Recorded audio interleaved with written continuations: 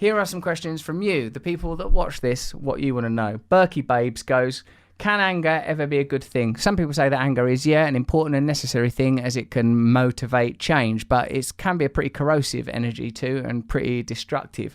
Sometimes anger can be used to motivate you out of apathetic fear states, passive fear states. It can be an important revolutionary force, but I would imagine that, like methadone, it's something that's a bit of a stopgap, something that needs to be ultimately moved beyond. Don't live in anger for too long would be my opinion. Jackwait 06, how do you respectively diffuse someone else's anger? Well, I suppose you don't allow it to provoke your own anger, if that's something you can do.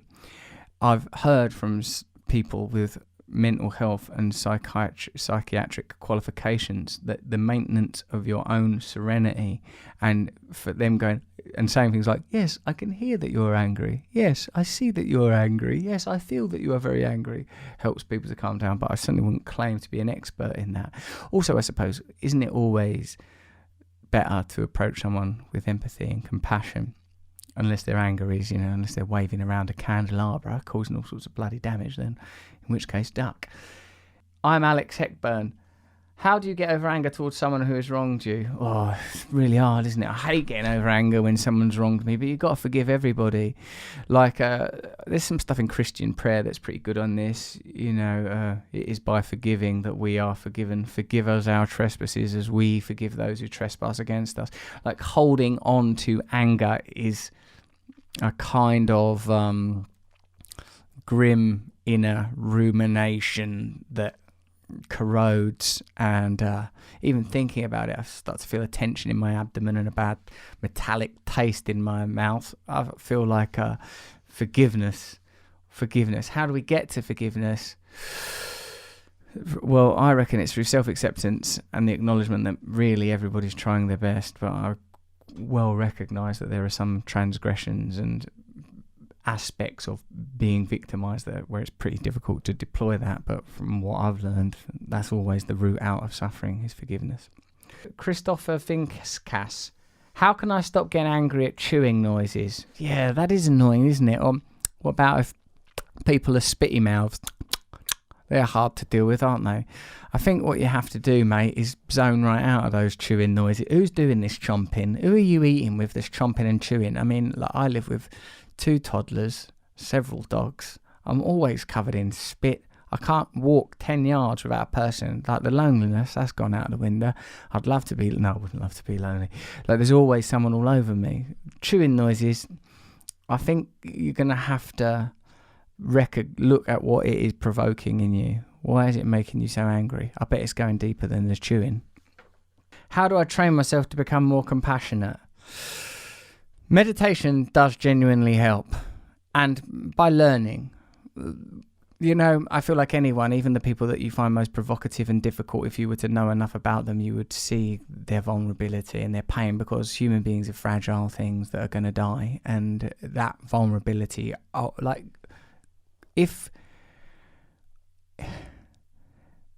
I think that in the end we have to forgive everyone and be compassionate towards everyone. And when I personally can't maintain that state because I'm flawed and fallible and human, I turn to other people to help me to achieve that state. Stating these ideals, expressing these ideals, doesn't mean that we're going to be able to live by them without wavering. They are hard things to live by, those type of ideals. But when we have a culture that has no virtue, no meaning, no values, we find ourselves lost in a disparate and diffuse moral wasteland. And I feel that having ideals around what we want to be like, how we want to treat others, is vital. So learn about people, and then you will learn that they're worthy of compassion. And like the same as you, think of the terrible things you've done. You didn't mean it, did you? You're trying your best. Divyapradeep, why are some people so rude? Because they're angry. They're so angry and upset that they're expressing it through rudeness. Although when someone's rude to me, I'll tell you what, I'm easily provoked me. I overreact pretty regularly. So, but I've already told you we've got to forgive everyone. So we can't go back on it now. Songwriter, do you believe there are things that can't be forgiven? I mean, look, there are loads of things that could happen to me that I would struggle to forgive, but I'm as an ideal. No, I think forgiveness is the answer. But of course, what if someone kills the people you love most? Yeah, that's where forgiveness is most required. But, I think the message of forgiveness is about personal freedom, that the way that is not good for you. You can't carry out some judiciary in your belly. It doesn't matter if you forgive someone or not. The point of forgiveness is freedom. The point of forgiveness is relief, to overcome the imprisonment of rage and anger. I am an onion. In a minion. One in a minion. How do you practice self-compassion? Eat well, do some nice exercise, give yourself a bit of time, clean your teeth, speak to yourself nice in your own head. Don't go, for God's sake! Speak to yourself love. Be loving. Forgive yourself. Enjoy yourself. You don't need to go into a frenzy of self-adulation. But I suppose if we practice compassion and forgiveness for ourselves and others, even though we will fail, even though we will waver, at least we know where we're heading. What are our values at this moment? Condemn other people and don't think about your own actions.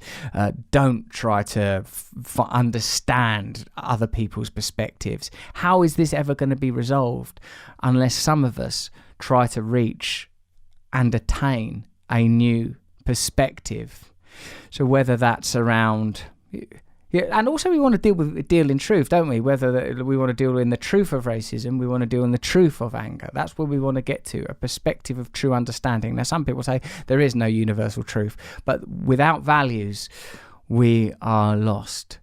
Things like love feel good, don't they? Things like pain feel bad, don't they? That's a value system right there. While there may not be a universally enforceable metric for this is how people should behave, certainly we need to arrive at some absolutes, pretty basic things like the right for us to live freely and lovingly, not to condemn or control others.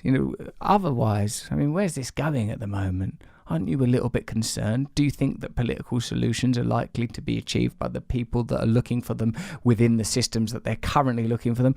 It don't seem at all likely to me. It's something I've been looking at for a little while now, and it's not improved since I started talking about it. It's polarizing, deteriorating, getting worse. But there is always the opportunity for positivity, because people can change in an instant. True change, true evolution happens within the consciousness of individuals, and that we can take individual responsibility for. And if we take individual responsibility for that, social change becomes inevitable. Deal with eternity, the eternity within yourself. What I mean by that is no one knows where matter comes from. No one knows where consciousness comes from. It seems that we can interface moment to moment with a deep, deep mystery beyond our understanding of the physical world. And from this resource, we can imagine and create new realities. That's just a guess, though. Thank you very much for watching this episode of the It's Not Too Late show, where we, by which I mean me and Jenny, who's standing there operating that camera, and the dog who's actually wandered off, believe that it isn't too late for us to change the world, that change is continually happening, and we can bias it in the direction of love simply by embodying, practicing, and inhabiting that love. Thank you. Follow me on Instagram, I'm Russell Brand. Follow me on Twitter, @RustyRockets. Follow me on Facebook, I'm Russell Brand. Click the bell, hit the like button, comment, share this video, proliferate it like a meme or or not a disease. Jesus, that's the last thing I want to consider it as. Like a sort of a positive sabre cutting through untruth, like a sword of justice, like a lance of truth, thrusting its way through the pustules of the contemporary conversation. Is that a nice image? Hopefully it's been dipped in some sort of antiseptic. Anyway, like, enjoy, share. Those are basically those are key messages for life in general. Like, enjoy, share.